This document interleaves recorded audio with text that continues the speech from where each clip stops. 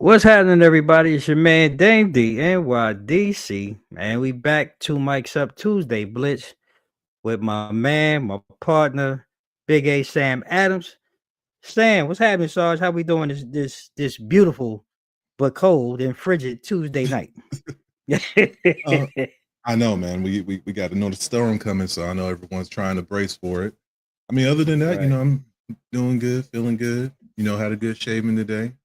I was looking like Samuel L. Jackson off of the Black Snake Moan just a few hours ago, so I definitely didn't want to come on the screen that way. So I had to feel shape you, it up a man. little bit.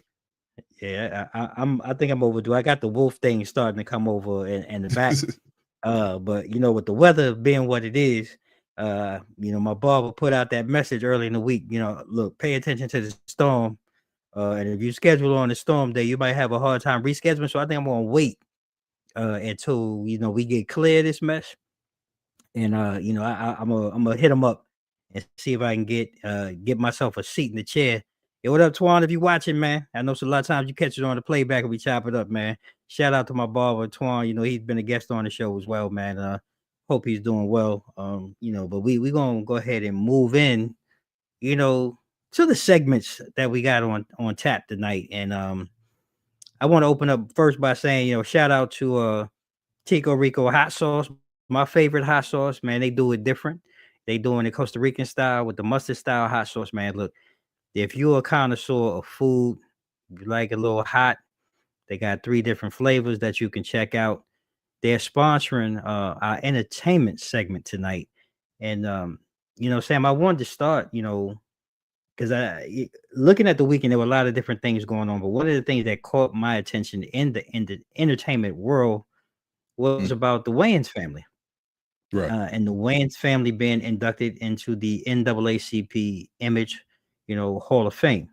And I think this is incredible. Like I know for me, it was part of my childhood, I guess, when I think about it and a lot of the work and just the importance and impact, that they really brought, across generations. And I'm going to open the floor to you, my brother. Like, what is your thought, about the Wayans being inducted, one, and, on those points about their importance and impact, on entertainment as a whole?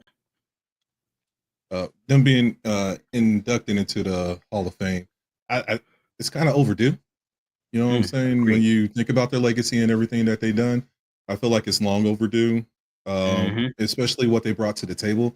Like I go back to growing up, and I think of Keenan Ivory Wayans as well as Robert Townsend. Like that was the duo back in the day. You know what I'm Yeah, man. saying? Especially with when Robert Townsend had his HBO specials. Yeah. I want to say it was called like Showtime or something like that. Shows I yep, could be wrong. yeah. I remember that. But I remember his character Sam Spade. Like that was when he had the detective series, and he Mhm. had when Keenan was in the studio with the doggone Yep. Jerry Curl doing his dance routine and everything. I think his name was Silky or something like that. Like, give me my activator, man. he was like, stop playing. Like, and then just like the growth after that when you look at I'm gonna get you sucker, and stay true to like their core, even moving into A Living Color, Low Down Dirty Shame, then how Classic. how Sean and Marlon came over there and they start spawning off with their own TV show, the whole Scary Movie, Haunted House. Like there's so much around there, Come on, and man. you White can't Chicks, forget man. The about White yeah, Chicks is a White Chick. classic show. Yeah, man. And you can't forget Kim. Like she was low under the radar as far as Mhm. like life after In Right. Living Color. Like I know she had her spots on In the House, Yeah. as well as she did her segment on Joanna Man, and there's probably some other shows. But just and like look at the younger variants as far as like Damon Jr., Mhm. Damon Wayans Jr., Damien, Yeah. and Damien too. what's the uh, there's a there's another young female out in the group. Yeah. I can't think of her name. I think she's the Uh, youngest one, isn't she? And I know you talk. I don't. yeah, I don't know her name off the top Yeah, either. I've seen her in a couple of things, as well as I'm into Big Jaw. He's like a internet personality on the West Coast, and he had her in Lesbian Homie, his series that he got. And if y'all haven't seen it, y'all need to check it out. But she was in like the most recent series with that too. But just like, Marlon said it best, like they have like a whole army over there. Yeah, they And do, man. it's nothing but like raw talent. So shouts out to them, shouts out to the comedy that they brought us. And I mean the laughs like for like decades upon decades that we've seen. So, once again, it's overdue. And I appreciate every single one of them. Sean, when he used to be SW1, even though he wasn't mixing shit up there on the balcony. Yeah, like that whole In Living Color joint, man. Like, just in that piece, like just thinking about I guess it kind of redefined it in a way, like the way sketch comedy was done, and to kind of look back, like you say, his role as SW1, he wasn't doing nothing up there, but just being, he was just dancing.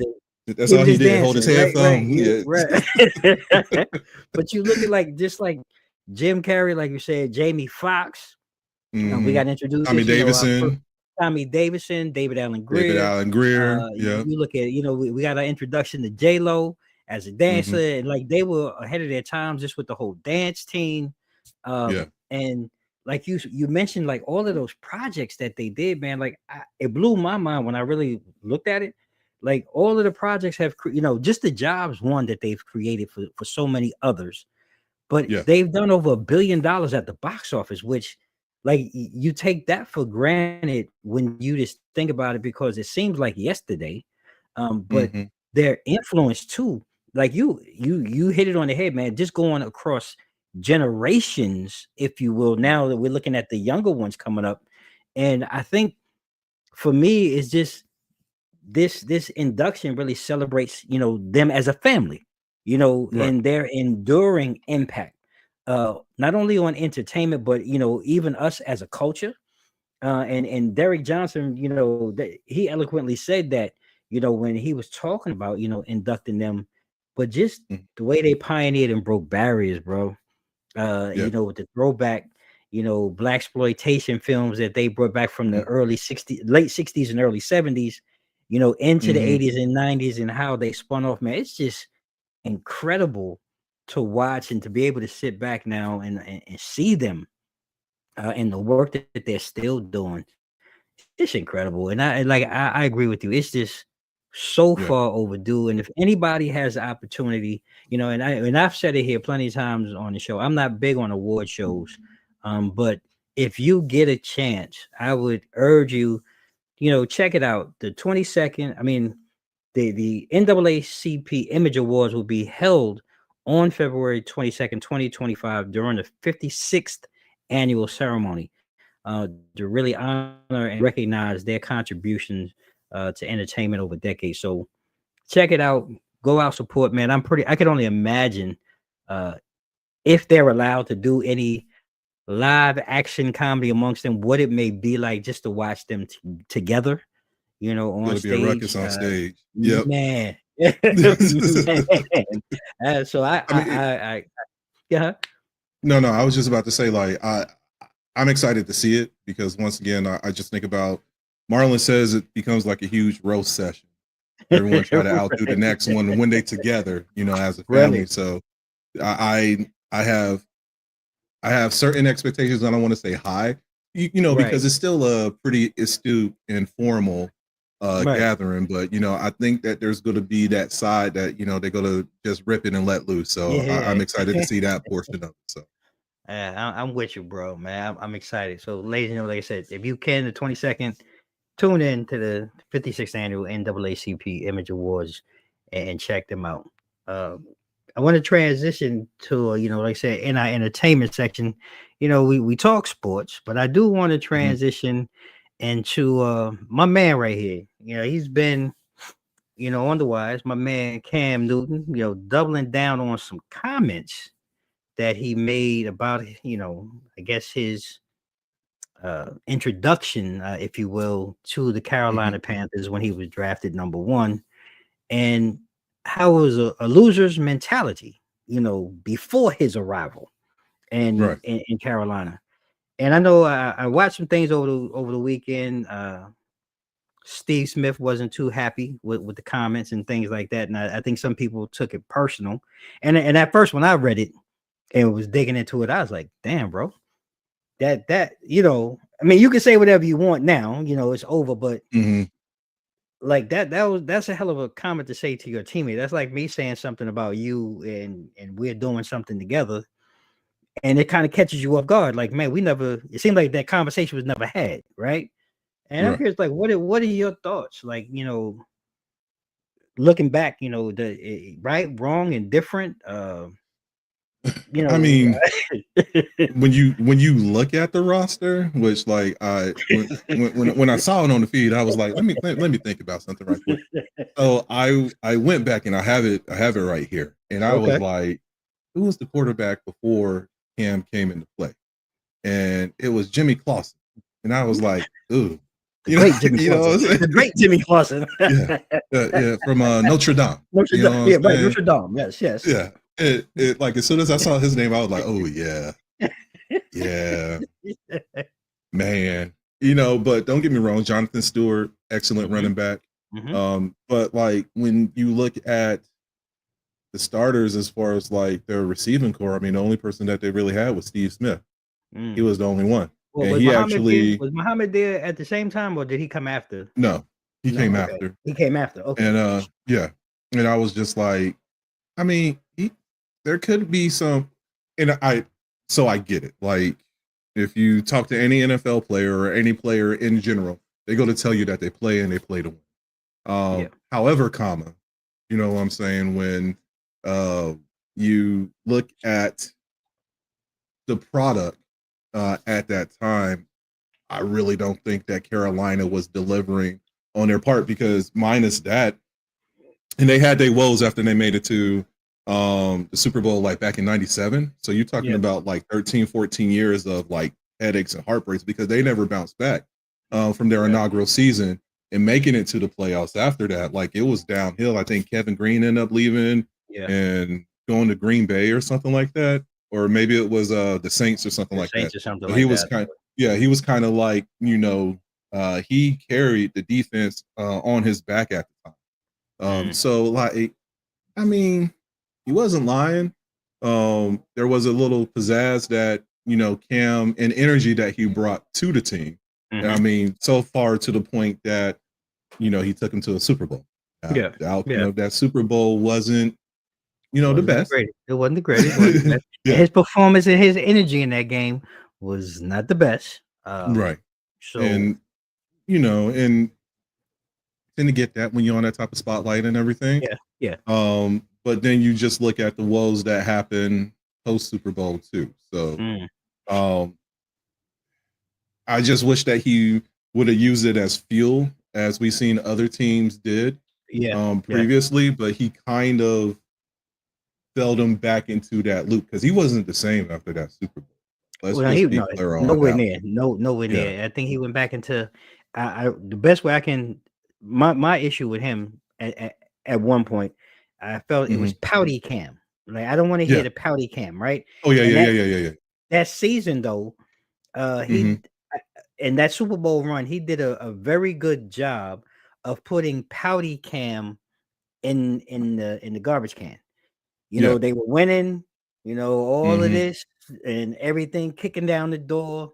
A lot of that went away, but you saw it raise its ugly head when they lost the Super Bowl. He reverted back almost instantly to pouty Cam. And I think for me, that's the biggest knock. And then when I hear this loser's mentality, yes, you brought an air, I guess, if you will, of fresh air, fresh breath, a fresh look into things. And was there maybe a loser's mentality? Like, say, no knock on Jimmy Clausen, he made it to the NFL, something I've never done. But you guys were never really that good, right? So maybe Right. that was just part of the culture, and maybe and I tried to step back from his comment and think, okay, well, maybe he was just talking culturally Yeah. as an organization.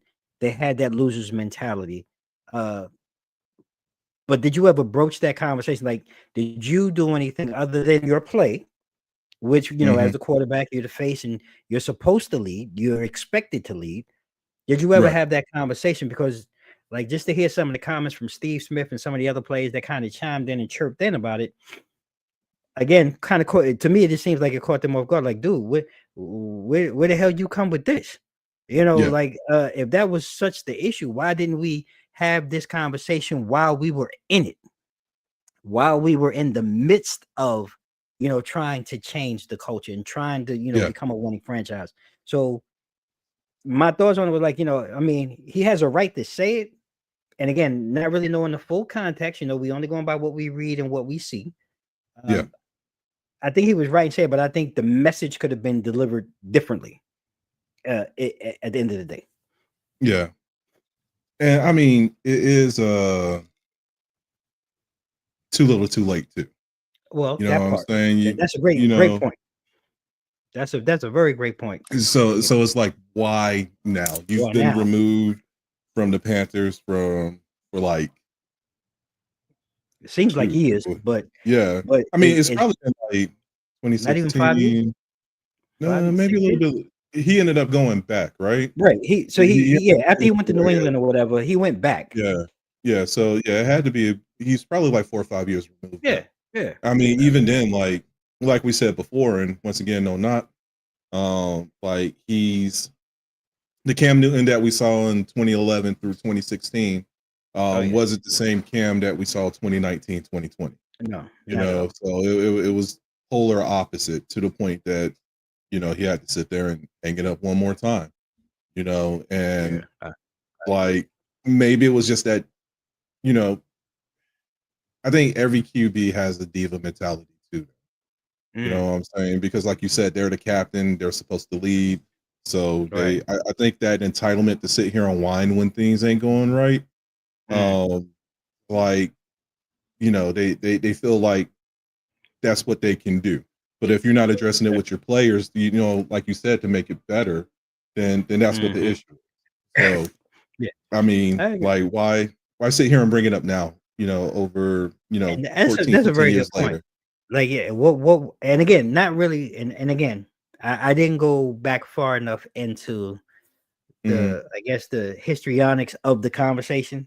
That part was just really I don't want to call it clickbait, but that's the part that stood out, I think. And you bring up a valid point, like why now? There's nothing that you could do for it in 2025. It's not like you could get these players back together. Like, hey, let's go on one more ride. You know what I'm saying? Right. So he's just like us. It's good to talk shit from the sideline. you know what I'm saying? That's what we do. We try to figure it out too. We talking mad it's on the sideline because Cam, I'm like, damn, Cam, what you doing, bro? Like, it made no sense, but I just felt it's prevalent to a lot of what we do here in the entertainment segment. He is a MVP and NCAA champion and all of these other different things. But you're right, like. Why now? And we're gonna kick the can on Cam on that one. We're gonna go ahead and boot it on its way. But the next segment is dear to my heart. I'm a big women's basketball fan, and this sister right here, Coach Staley, 2024, NCAA women's basketball champ. For me, I will say I think she is one of the toughest basketball players. I'm not talking male or I'm just talking basketball players to play on the hardwood. I mean, from her time from college on up, the Olympics, the work that she's done with this South Carolina specific. Let's talk now. Nobody confused. We talk about South Carolina basketball, women's basketball. Her rise, her dominance has been incredible. And her impact, just beyond, not only being the first Black, head coach. And I hate to start with that, but I mean, that's always the emphasis to win multiple national titles. Right. She's become not only an inspiration but a role model for young women. And I'm not just talking about color women, I'm talking about women, period, and Right. our community at large. And her success from recruiting to development. My last check, I want to say, where did I have it? I mean, she's produced 14 WNBA draft picks, including like my favorite girl, my Liberty, and I'll be rocking with Aja Wilson and all of them.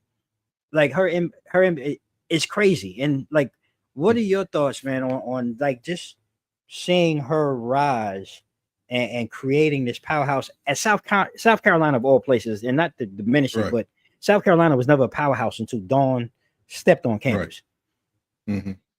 I mean, you said it all. Like it was a change in culture. She reestablished the brand down there for South Carolina. I don't want to say USC.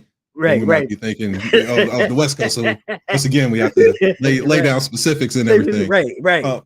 But just, I think she's a generational coach, and like it's I mean, you think of Pat Summitt, think of Gino. Gino and what's old girl down at LSU now? Man, not Friedman. I know who you're talking. Damn, yeah, she a bad one. Another generation coach. Just we have these Mulkey, Kim Mulkey. Yeah, Mulkey. Yeah. But like I think that this is another paradigm shift as far as what Dawn has brought to the table with the league, and like what she has done once again to the Lady Gamecocks in that area. So like now we have a new epicenter that she's beginning to gravitate talent over there that wouldn't be there before, and to the point now, like, you look at other teams that are out there, especially with this season, and how they're trying to emulate like that same format and mentality. Like over the weekend, it was a lot of good games between UConn and the Gamecocks. Last week they ended their streak too, man. UConn came back and ended, they're home. They're home. Yeah. And then prior to that, they took them. They went down to Austin. Okay. You know what I'm saying? And that was a true battle right there between the Lady Horns and the Gamecocks too. So like just seeing, I think it brought a different level of intensity with women's basketball that we haven't seen in a while. Yeah. I agree. So like just once again, just that culture and what she brings, and how you said like the development part. Now you have people wanting to go to USC. She's getting the talent there, and she's actually prepping them, for that next level too. So just everything that she's doing right now, like I really tip my hat off to her. I'm wondering, is it going to be a point, like how long is she going to stay at this level before she thinks about taking it to that next phase? Because it's going to happen. I know that I think she just signed an extension to become the highest paid women's basketball coach collegially anyway. Right. So I wonder after that, is that going to be the point of time that she might sit here and transition to the WNBA, or will she just continue, that stepping stone and, I don't want to say firmly, but just that development that she's doing on and off the court down there in South Carolina. Man, I really take my hat off to her. You bring up a great point, because some people, and I don't want to say, I guess this is selfish. Like I believe some people are gifted at doing one thing versus another, and I think she deserves every opportunity that comes her way if she wants to go to the WNBA level as a coach. But I just think some people are better. Like her gift to me just seems like influencing these young women on the basketball court and developing them into women that are not only basketball players and stars, but become phenomenal women that are also working to help impact, our community and globally, with what she's doing. And I just think some people are just born leaders. And she just, to me, is just that. Watching what she's done, in her rise to dominance, 8 SEC regular season and tournament champions, 8 Sweet 16s, 5 Final Fours, 3 NCAA championships. The perfect 38-0 season back in 2024, and I just think she shines so much on that level. And I agree with, like, sometimes she may be too big, for the college game. But I think the same could have been said for Pat Summitt in her heyday, because there was a time that nobody could touch Tennessee at all. There was nothing. Absolutely, yeah. You know what I'm saying? And Gino has done his thing in UConn, Malarkey down there in LSU, the sister right here up the road in Maryland, Malarkey, I believe her name. She's putting in hella work, at University of Maryland. But when I look at Dawn, like I said, I would love her to, if that's her goal and her dream, to want to take that. But I think she really where she is. And you don't want to put people in a box, but I think she really is where she's supposed to be, and doing what she does with her gifts. But I wish her nothing but the best in whatever she decides to do moving forward, and to continue to actively create more opportunities for women. And let's be specific on this one, to continue to create opportunities for Black women in basketball. And kudos to her, man. She a beast, man. I've loved her from the time I was a kid. Just her tenacity as a basketball player. If I could bundle that up and make that part of the ultimate basketball player, I mean, she's definitely part of that fit, man. She a monster. Yeah, absolutely. So we're out of football, ladies and gentlemen. If I know, we going into that. We're going into fits, However, over the last, I don't know, 5, 6, 7 years or whatever it's been, we've seen different experiments of spring football.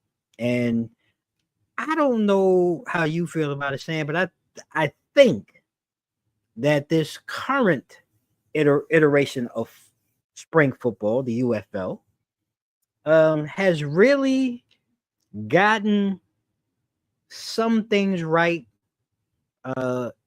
and giving us that opportunity to enjoy some competitive games, even though the championship game, which was actually, if I remember correctly, the only shutout of the season. Now, this is crazy. You get to the championship, it was the only shutout of the season, which made it kind of boring. But the UFL champs, the Birmingham Stallions, who were part of the USFL, that's actually their third championship in a row if you dated back to their time in the USFL.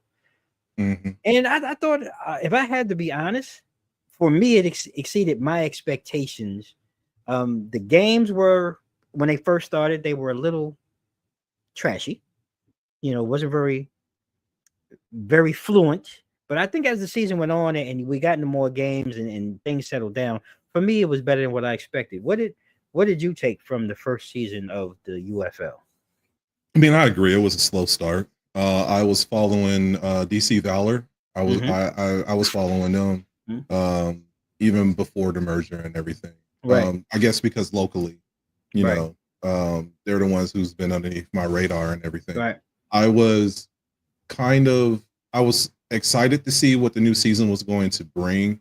I think my only complaint, and it might just be a mild one, and I guess I want to stretch out the season a little bit more, just for the simple fact that I'm looking for expansion. And I know in 2026, they're talking about expanding beyond the 8 teams that they currently have right now.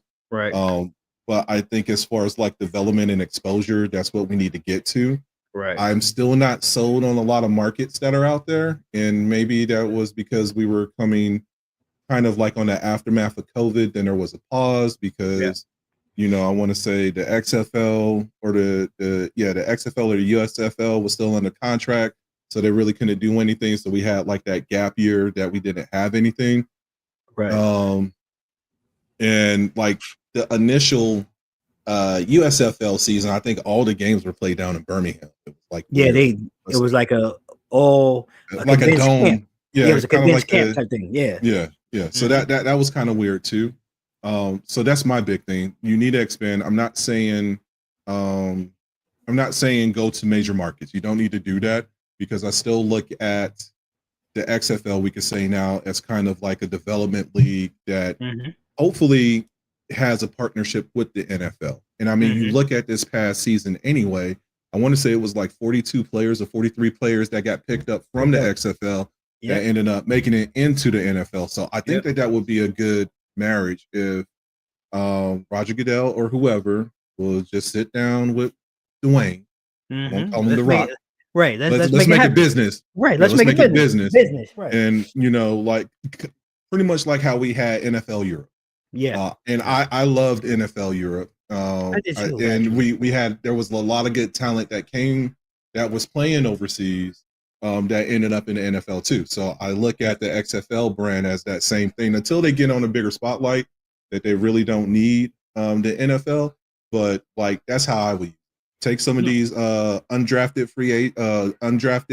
players or that's trying to get a spot in the NFL, have them integrate, you know, on some of these teams and everything and develop them to get their stock up and maybe have like another unrestricted draft, you know, a free agency draft, like, you know, come to summertime prior to preseason. Like there's ways that you can sit there and grow it. So year 2, you know, let's see what Dwayne Johnson comes up with. I think you speak on some great things because I like what it's bringing so far, and I think it's great. And some of the things that I read, it looked like, you know, it has taken on a funnel system to NFL, and I lost in my notes, but it looked like they're almost like a farm system. There are certain NFL teams that are actually assigned to these USFL teams, or let me reverse that.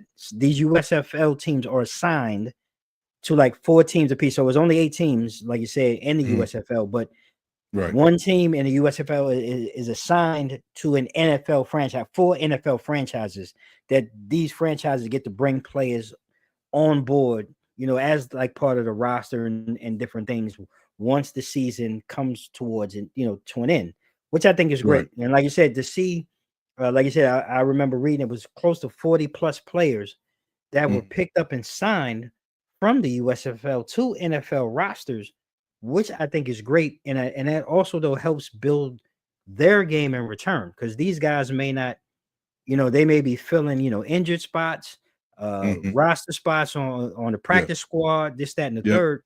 But it also gives them real NFL action that if they don't sign on the next season and they have to come back to the USFL, it makes it a better product. It makes it a better game, and it makes it better for us as fans.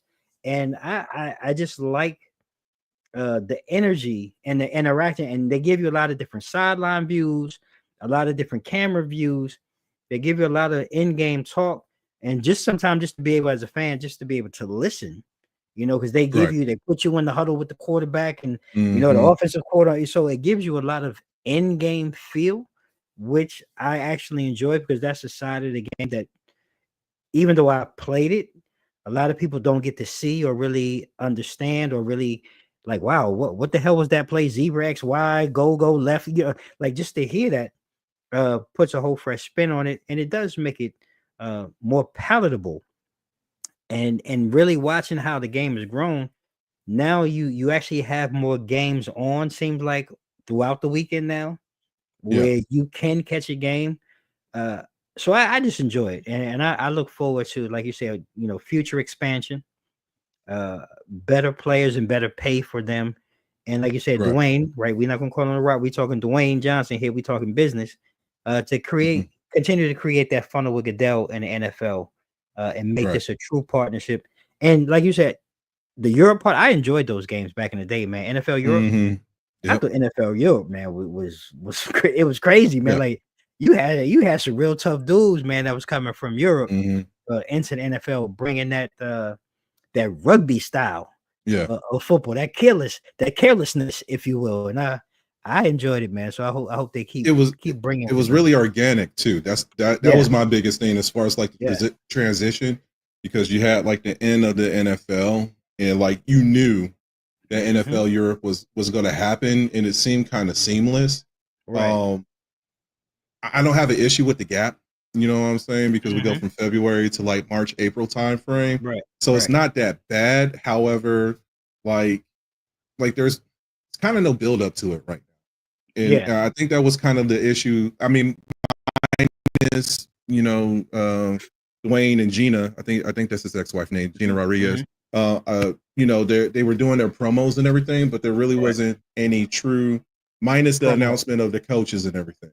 Right. But there wasn't any true build up to kind of get you like excited for the season. So maybe we'll start to see that in the next upcoming week. So, you get that publicity out there, which will lead to better marketing and better viewership.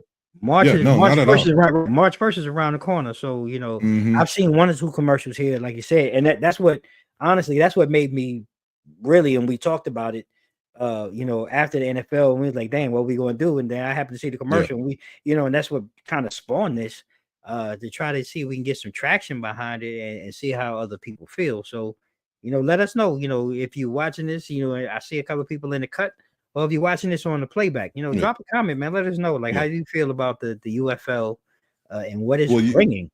Will you be watching the XFL this season, or will you revert to like skeet shooting, rodeo, pickleball? Right. I mean, anything's possible, right? We've seen crazier things. And before we close out, and get into our sports segment further, I wanted to ask you too. And I'll wait to the end. I'll save it to the end. No. You got to speak on it now. No, well, no. It was about we had talked about Captain America last week, and it is dawn on me. There, on YouTube, there were several comments, and I had a couple of conversations back and forth with some people, about Captain America and different series that we didn't talk about. One person brought up the Penguin series, and I was like, you know what? It's a great point. We didn't talk about series because I think that series, in my opinion, I don't know if you've seen it, is the best series in any Marvel or DC universe, period. That series that just aired last season, freaking incredible. They killed it.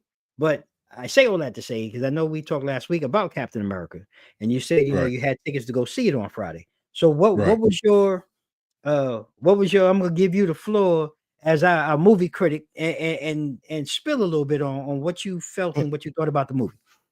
So here's the thing. I was under the weather this weekend, so I wasn't able to attend it. However, so we ended up giving our tickets to our neighbors, and I mean, they range between 15 and 23. They were actually, they said it was good. They were interested in the whole film from start to finish. From what I'm getting from my friends that went to go see it, they've enjoyed it too. However, there's still the portion of how it feels disjointed in the MCU, and we brought this up last week. Like, there was something, each movie was building up to something, right? You know what I'm saying? And then we knew, like, the big thing was Infinity War, as well as Endgame. Civil War, Infinity War, Endgame. Those were like the big 3 segments of events. From what I'm gathering with Captain America New World, like, it's still just, there's nothing there we know that Secret Wars is coming out. We know that Doomsday is coming out too. So those are the 2 big piloted for the next 3-4 years. But like, when are we going to, I thought that Captain America was going to be kind of like the base that was going to lead to everything else. So now we have to sit back and be like, well, is it going to be Fantastic Four in June? I think it is June or July, or is it going to be the Thunderbolts? In April or May. Like, those, now we have to sit here and wait to see what those 2 are going to do in order to build. Like, when are we going to get that? Oh, okay, I see what's going. Tie everything together. Yeah. So I will see it this weekend. I just wasn't able to attend, but like, it's been a mixed bag. I've been looking at the reviews, but like, it's all disjointed because people pissed off at Anthony Mackie or Sam Wilson taking over. So it's all this hoopla and everything. But I'm just like, if you pick up a comic, then you will know that Sam Wilson eventually becomes Captain America. So like, let's not sit here and make it seem like it's this big shocker when it isn't. My big thing is that I just don't want it to get preachy like Falcon and the Winter Soldier, because towards the end they cheesed it up. pissed me off. Yeah, So and that's what I never finished it. Yeah, I just don't want it to get to that point. So, and then even going back to with the Penguin, I love that. I'm happy. I'm excited for Daredevil Born Again because I felt like, I felt like that was a really good series. Defenders not so much, but you could always go back on Daredevil. So I'm just nervous because now it's on the Disney platform. Even though I'm hearing that it's still going to be a mature rating. So just as long as they keep that, we're grit. Good. Yeah, keep that. So, I mean, you have to. I will give him an alibi for being on damn She-Hulk and the way that panned out. Like it's okay, but like I'm excited for that because there was a realness that you got from watching Luke Cage, January Jones, Daredevil. Like Netflix had the Marvel, I guess, like series. They had that on lock. I'll give an alibi without to question. Iron Fist. Without question. Yeah. So that was real fire. So the Penguin was good because I love the Batman. That was menacing, and it was good to see Batman portrayed in that way. Yeah. So and to see the Penguin and how it gave you like that Sopranos type feel too. Straight man, look. Yeah. I felt like I was but a bing, man. It had the whole mob vibe, and it was just so gritty. It took me back to New York, New Jersey, just the whole element, feel, the grittiness of it, the realness of it. It was great series.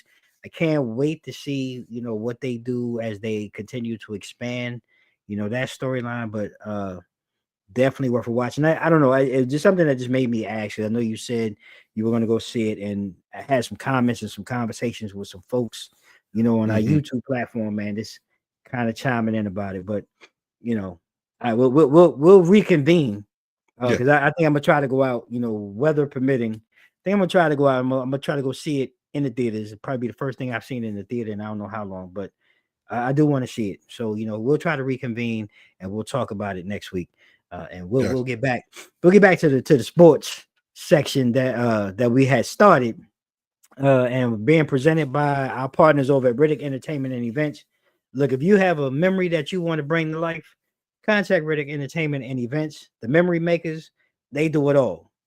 Private events, anniversaries, travel events, you name it, you need it, they got it. Reach out to Michelle and Syed Riddick at Riddick Entertainment and Events. They'll take care of you and tell them Dame sent you from Two Mics Up. You know what I'm saying? I don't know. Maybe that'll help you get a discount or something. I don't know. Yeah, I don't know. So get the family rate. Right, get the family rate. Whatever you want to get. Tell Dame sent you. So we also had this weekend, and we talked about it briefly. It was All-Star Weekend. Yeah. And so I had some friends and family call and asked me, was I watching the festivities? And I was like, nah. I just wasn't feeling like the whole layup, the layout and lineup of things. It just did not move me to really want to watch, and then you see CP3 and Wemby skirting the rules, and like it was, so that just kind of for me it was like, see, that's why I don't watch this shit. This is garbage, right?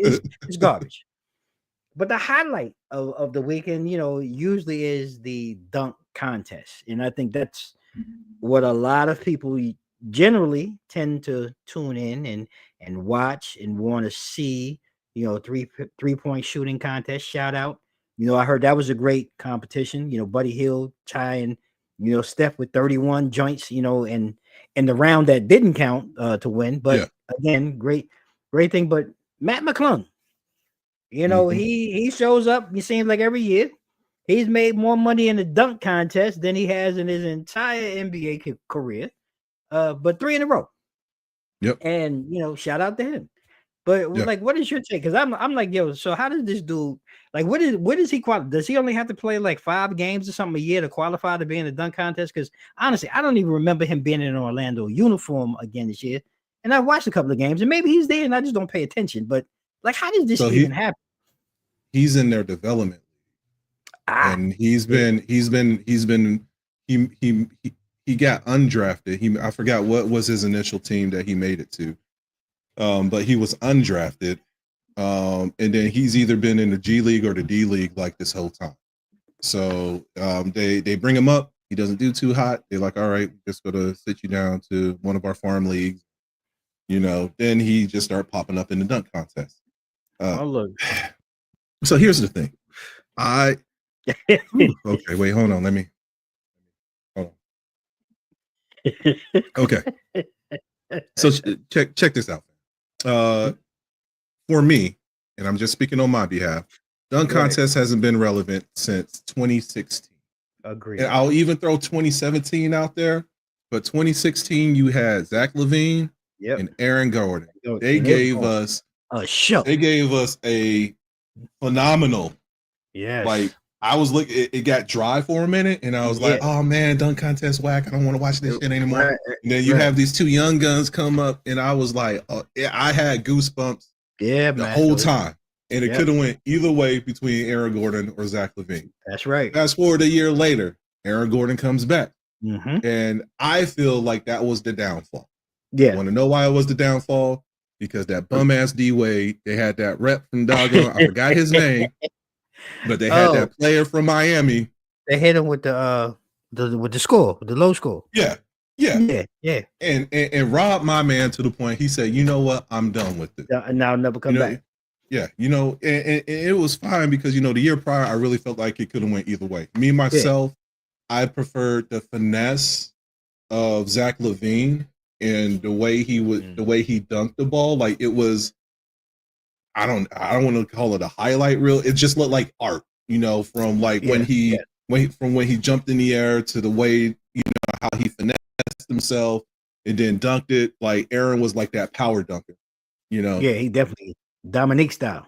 Yeah. So then we get to the point that it becomes more props. I hate second chances.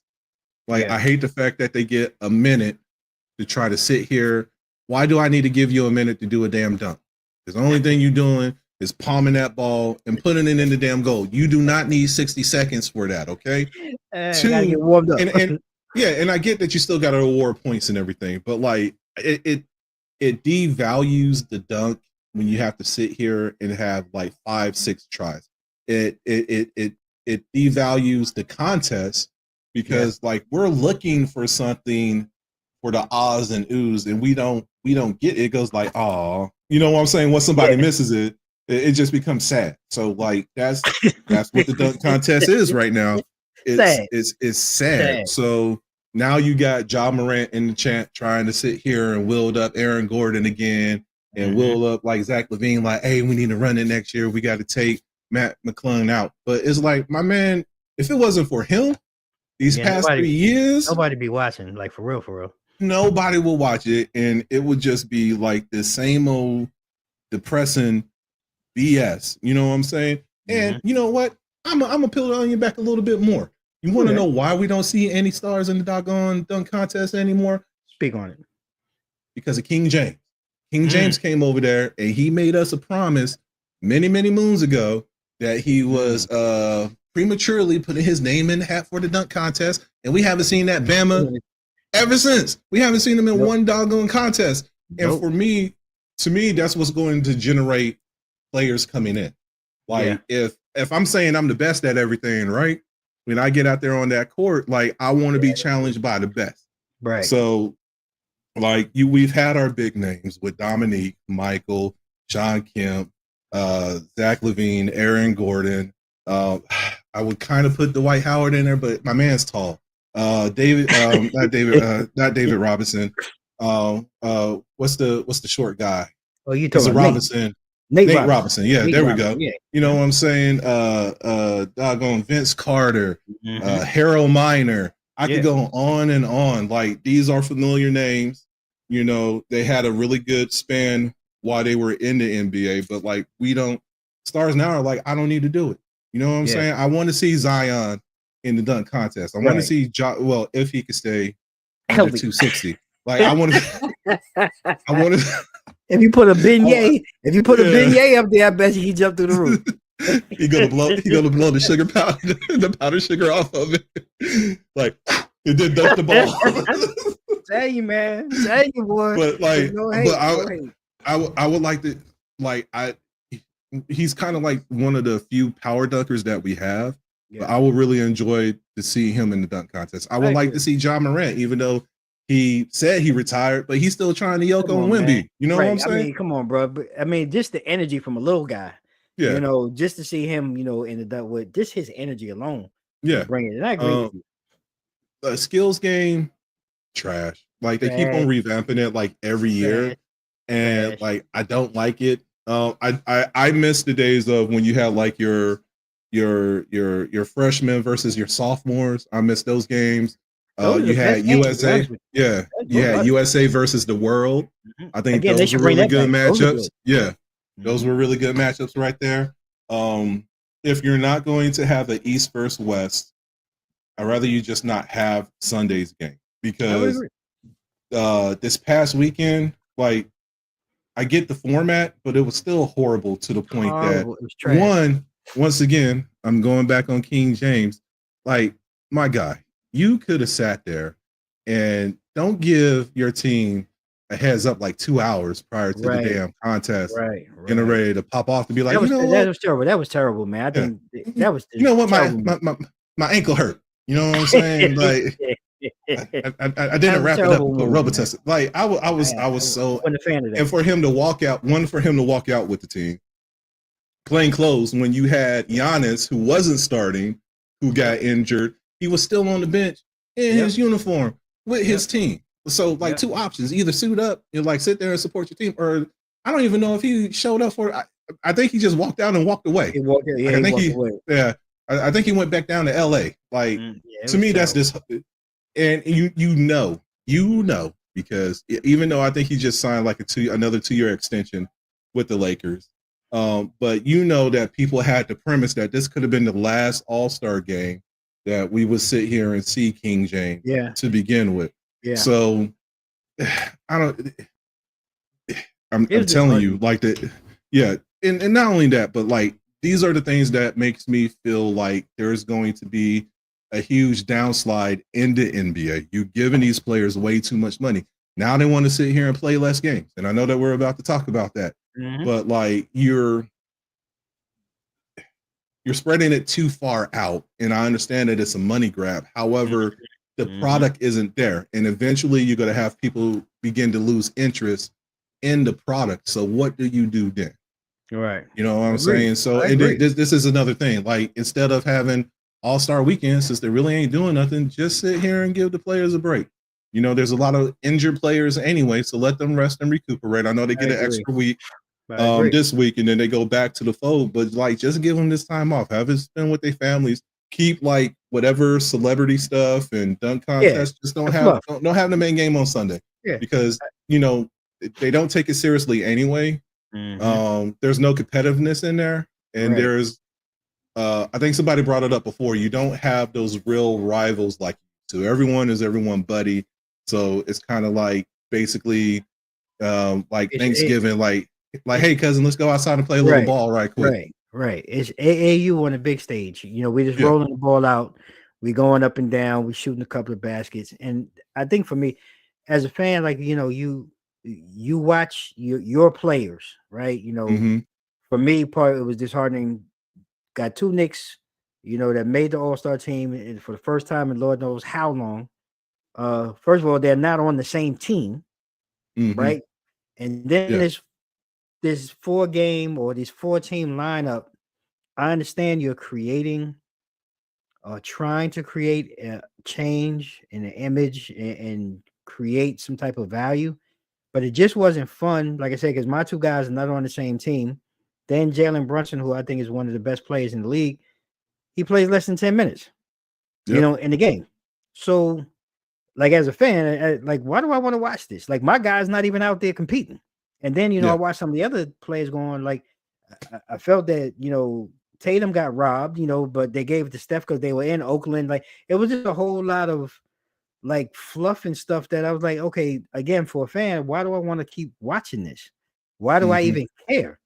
And I'm like, if if this is what we're rolling out, to fans of the NBA, I'm like Kevin Durant. Look, then stop playing the game. Don't play the game on Sunday. You it's want to not worth it anymore. It's not worth it anymore. There's no value in it. And like you said, if you want to have something for the weekend, then let the celebrities continue the celebrity all-star games and the different celebrity events that take part. Maybe keep the 3-point contest, because that seems to be the only thing that has really any type of value, right? So maybe you keep that and you build around that. But the dunk contest, like you said, I mean, we're rolling out Matt McClung, who's coming from the G League or wherever he's coming from. He's not a real, and again, I get it. He's won it 2 years in a row. So let's see if he does it again. But there's no stars that are really out here challenging him. That no real name stars challenging him in this contest. So what do I care? No disrespect, Matt. Matt, keep doing your thing, bro. If that's how you getting your bread, get your bread. But they paying you coming out here and embarrassing these NBA players.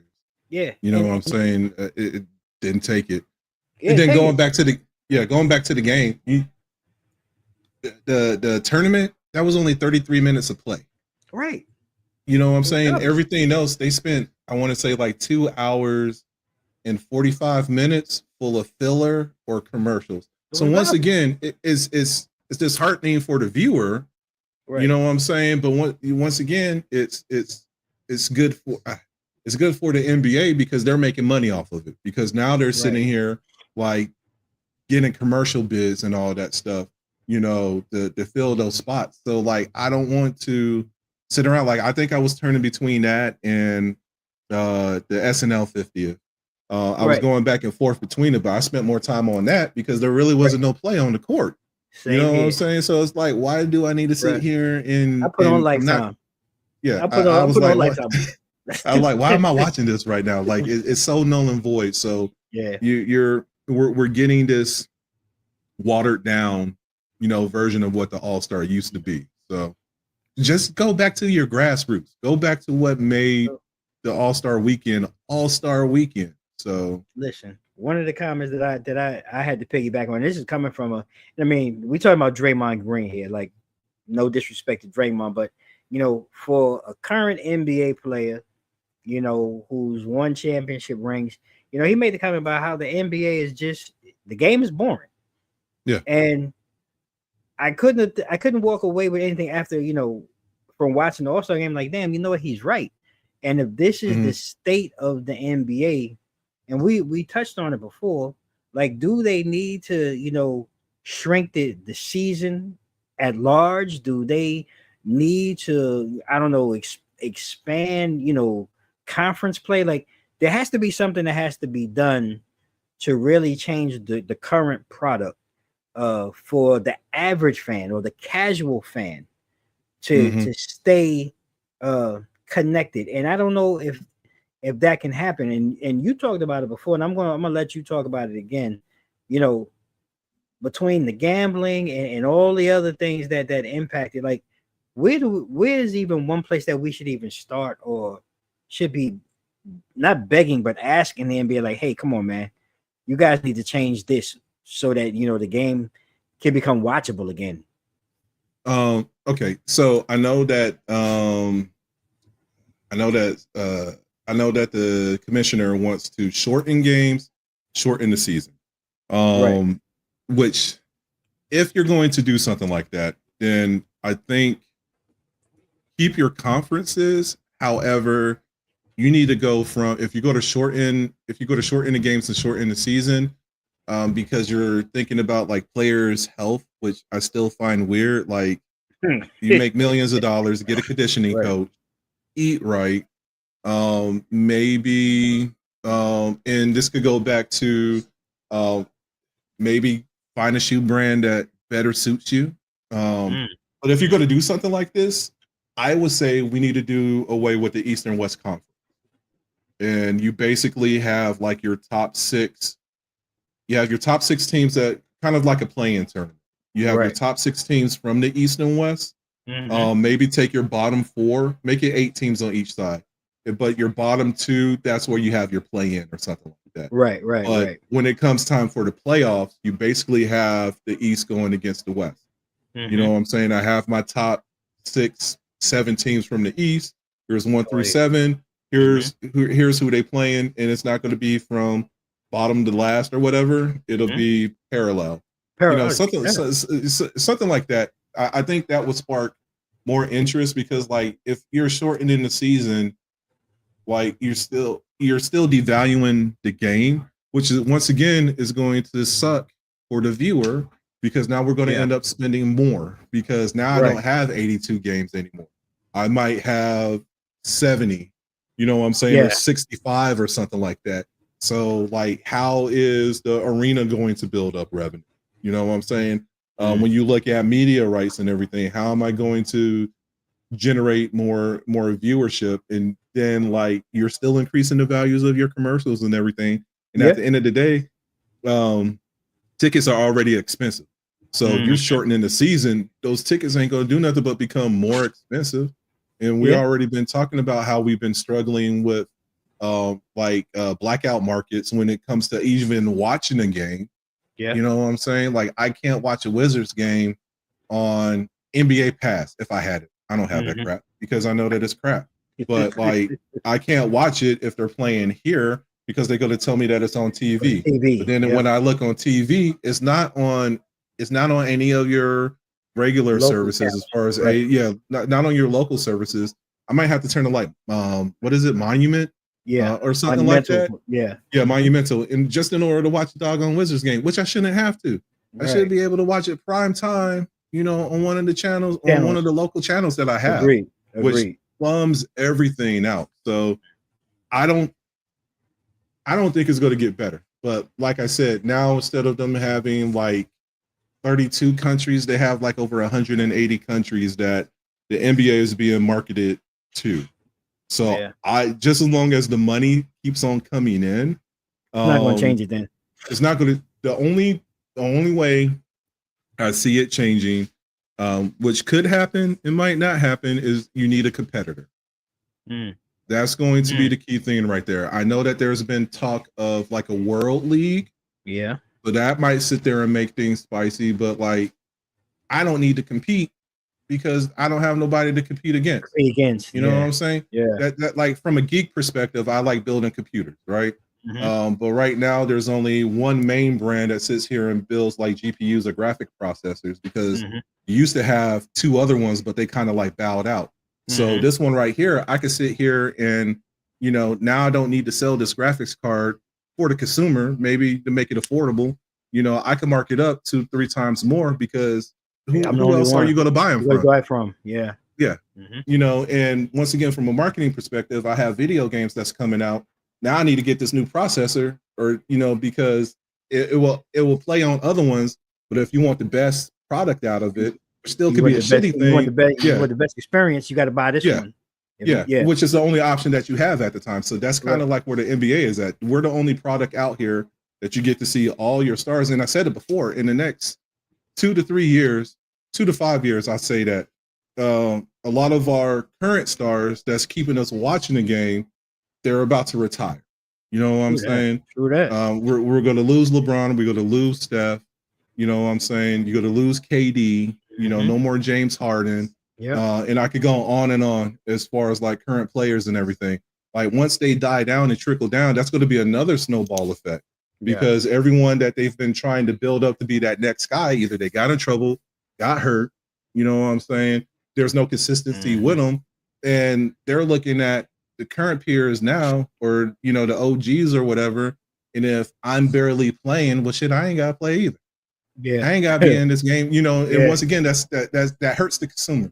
You know, I might be coming for John Morant, but John Morant might be out, you know, whether it's injury or whether because he needs rest. I'm still bummed out about that. Like, and I love Coach Pop, but he's the one who started that with his big 3 down there with Duncan, Ginobili and Parker. Ginobili and Parker. He started that with his players down there in San Antonio, and everyone else kind of like bit off of that.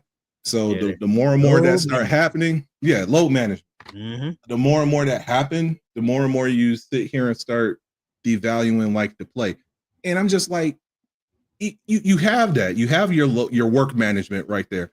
So why sit here and dwindle down the game? Because these players barely play. You have a handful, maybe 15% of the players out there that will play a full season anyway.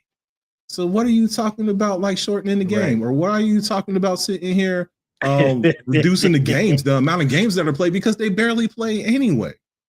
We might get 45% of the games played like all year long from like your star players. Maybe that, and I'm pretty sure I'm being lenient. It's a tough pill to swallow with the NBA right now. I'm a fan, but there's just so much that's going on that makes it hard to watch. Because like I said, I'll be honest with you, like I'll watch the Knicks, but I find myself I'm later in the game. I'll turn it on in the third quarter, mid third quarter. And if the game seem like it's close and competitive, I'll watch it. But I find it very hard to sit down now and watch a full game start to finish. And that's just about any game, I'll be honest with you. Because I dig it. It's not appealing, it's not appeasing. And I think Draymond hit it on the head. The games have gotten boring. There's no competitive value anymore where guys were going at guys. The top players on each team wanted to guard each other and they wanted to go at each other.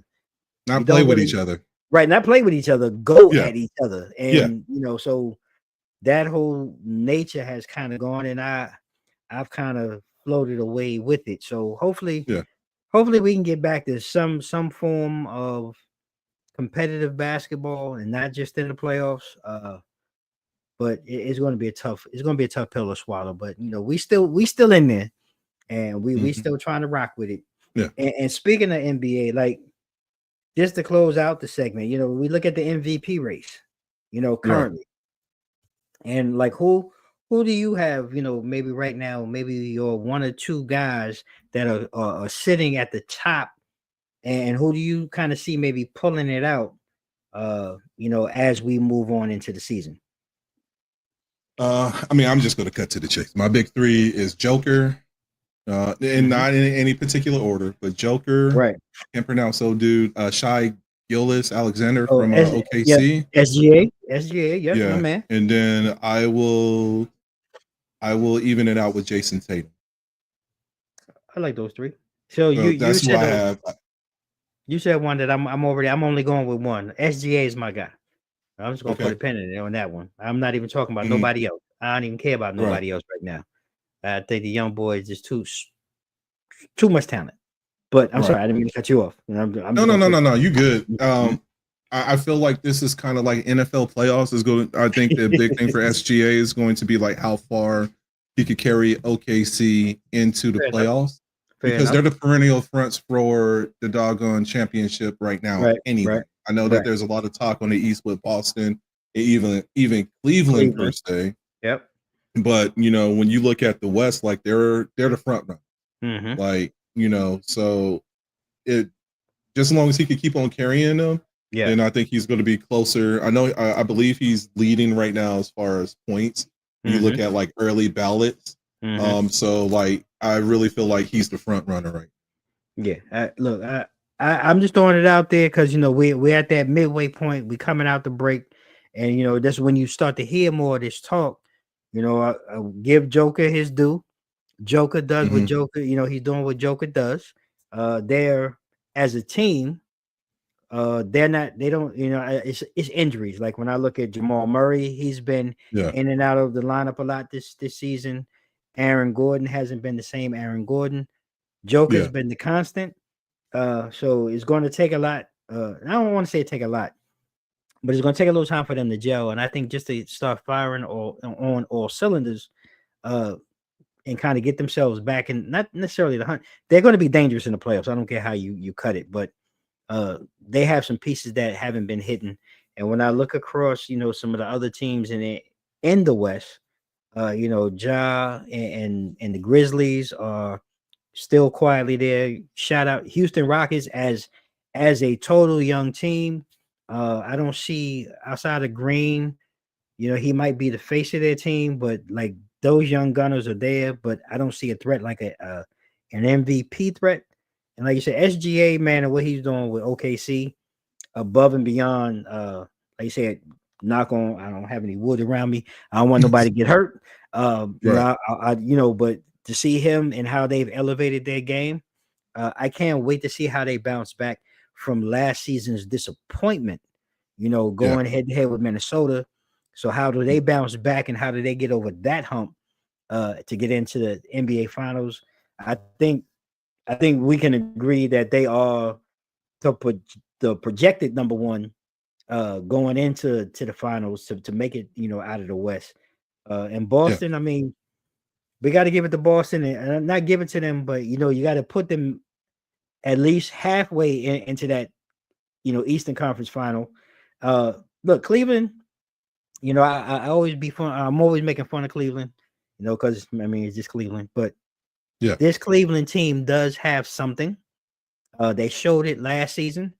They exited early last season, but they have a little different fire and a little different animal about them this season. So I want to be respectful and give them their due because, really outside of the Knicks and the way Boston manhandled us a couple of weeks ago, Cleveland looks like a true contender to challenge Boston in the East. So we got to see how it plays out. Still a lot of basketball to be played, but I think it's going to be interesting too because we're looking at some different teams now.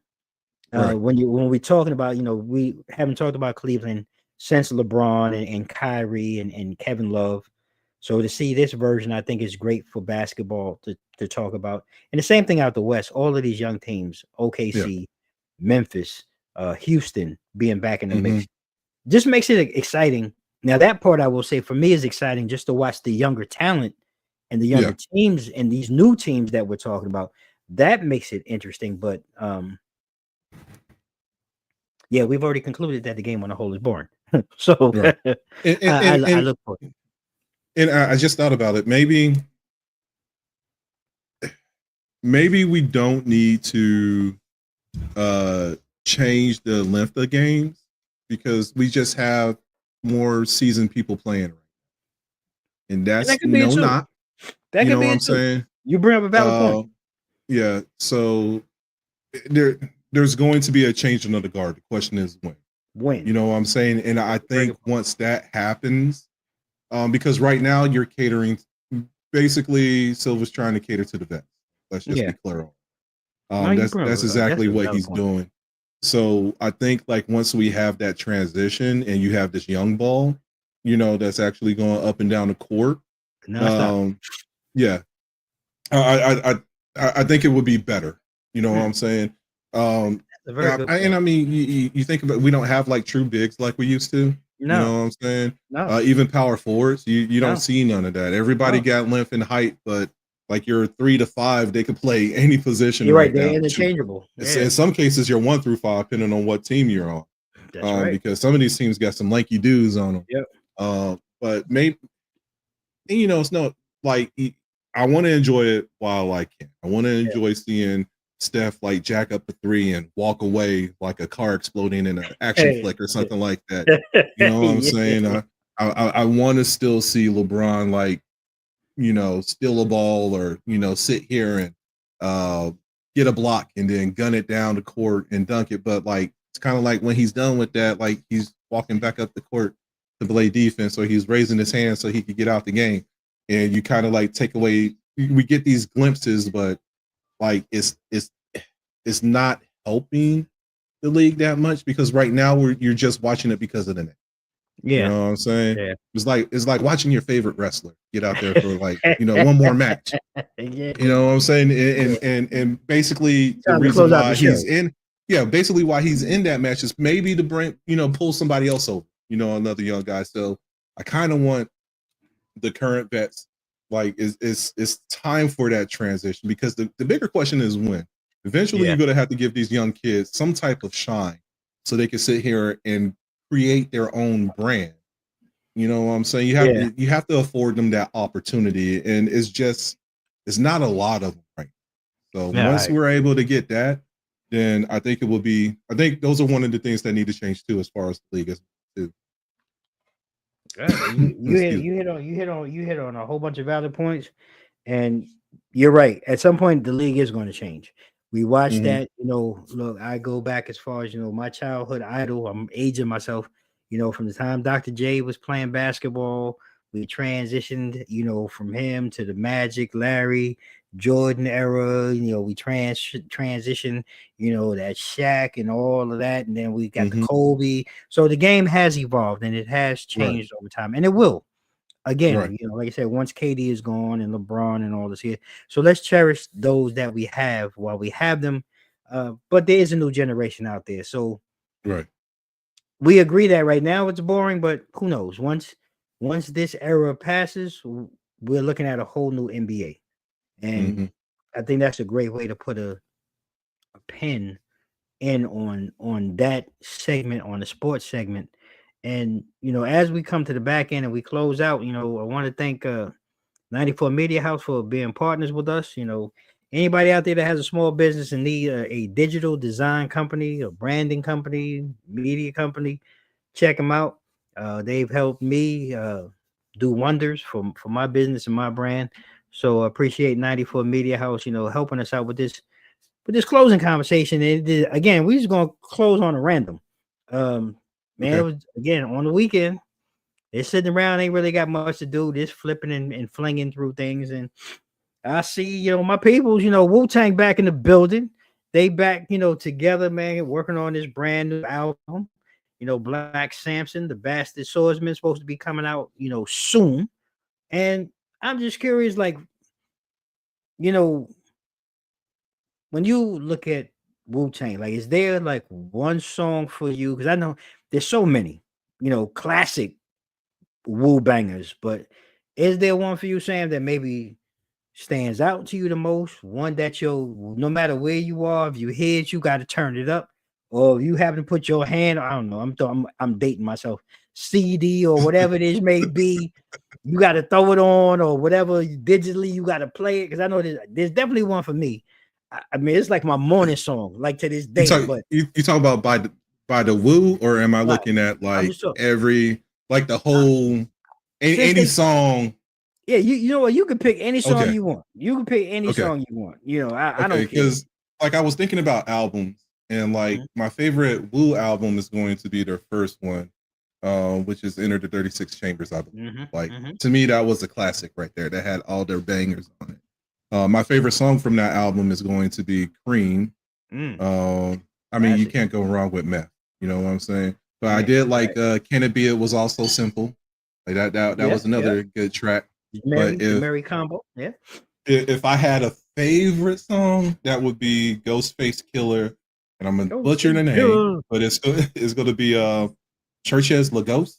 Oh yeah, Churches La Bon. Yeah. Because with that Tony the Tiger, live all alone. I was like, okay, go ahead, he lost his baby, man. That thing, and then when they get into the hook, when Ghost starts spitting, I was like, oh.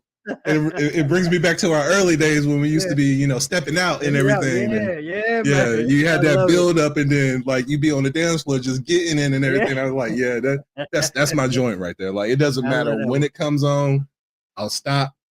I'm from the South too, so in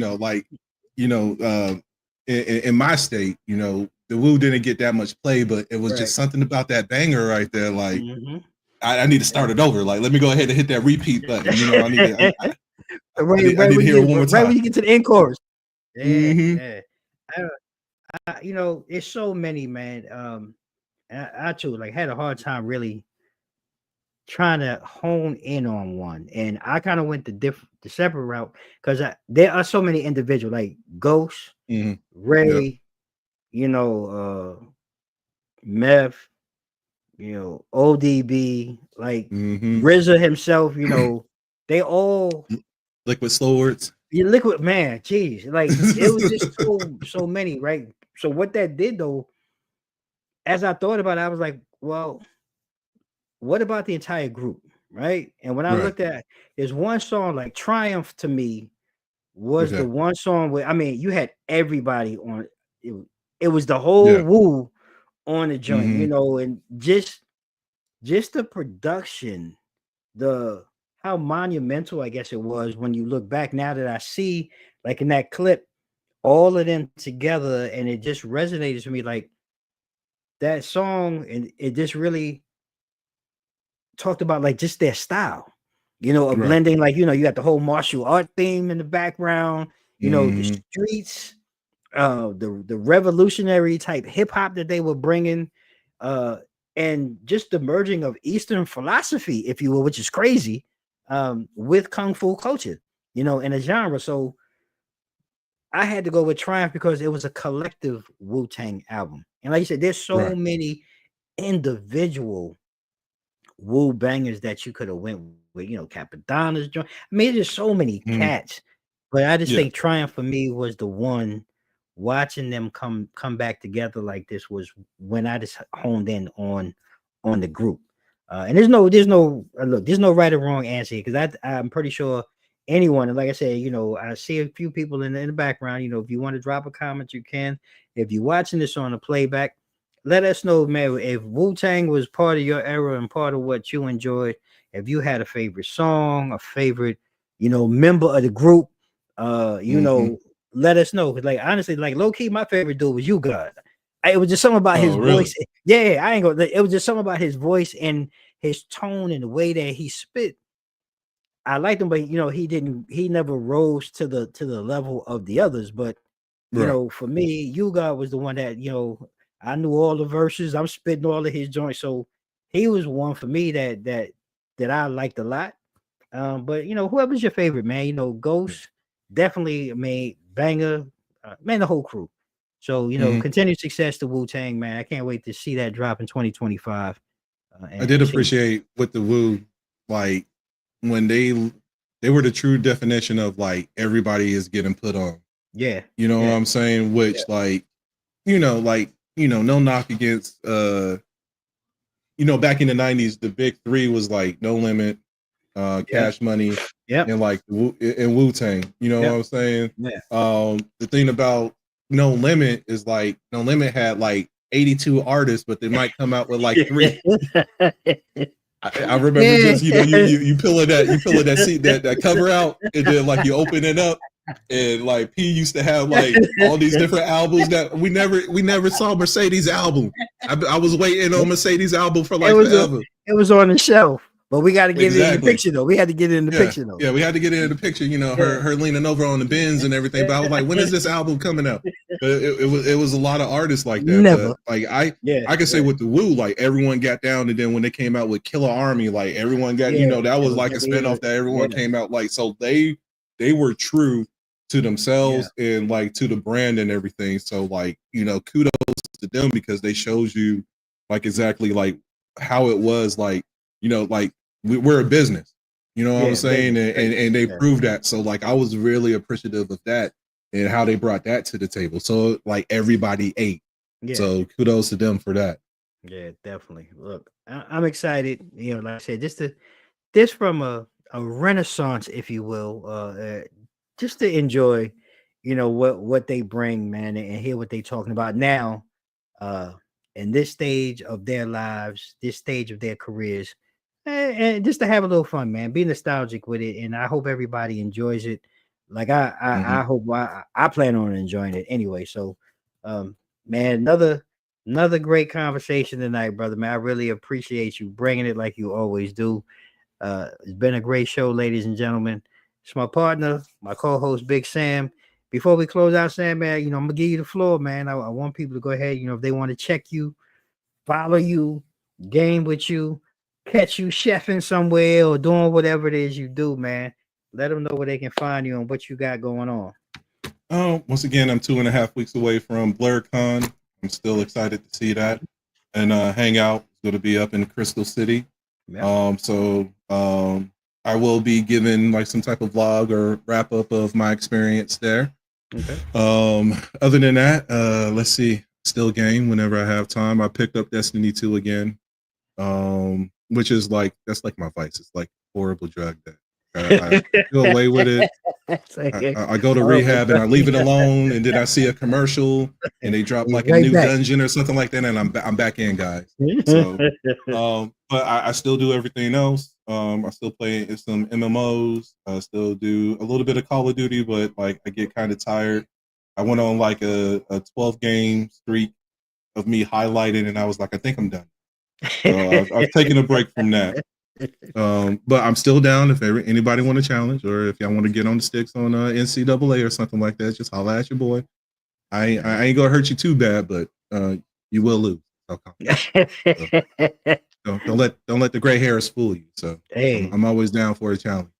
Well, there you go, ladies and gentlemen. If you up for it, you can hit him up at Old Sarge Gaming. Yeah. Titles right there. Steam, EA, BattleNet. That's me, Old Sarge Gaming. Hit him up. Have some fun. Introduce yourself. Let him know you watch the show and you want to get down. You're taking on a challenge. Sam's he's a great guy, man. One of the best human beings, and I'm honored to call him my brother and have him with me each and every week here. So check him out, man. Support him. Just give him a holler. Do something. Let it be known. I'm Damon Cunningham, ladies and gentlemen. I'm your host. 2 mics up. Tuesday Blitz. We're getting ready to come back with season 8. You can follow 2 mics up across all social media, Facebook, Instagram. I just got rid of my X account. I think it's apparent why, but if you have to ask, just DM me. I'll let you know. You can catch us here on YouTube. 4-time award-winning show. 4-time award-winning show, man. Look, we blessed to keep doing this thing right here, having fun. And we appreciate you all letting us into your lives, for hour and a half at a time each and every week. So thank you for being a part of the journey. And like we do, ladies and gentlemen, at the end of each and every show, I'm just going to leave you with a couple of things. Stay safe. Stay blessed. Mike's out. And we catch you next week. Next week.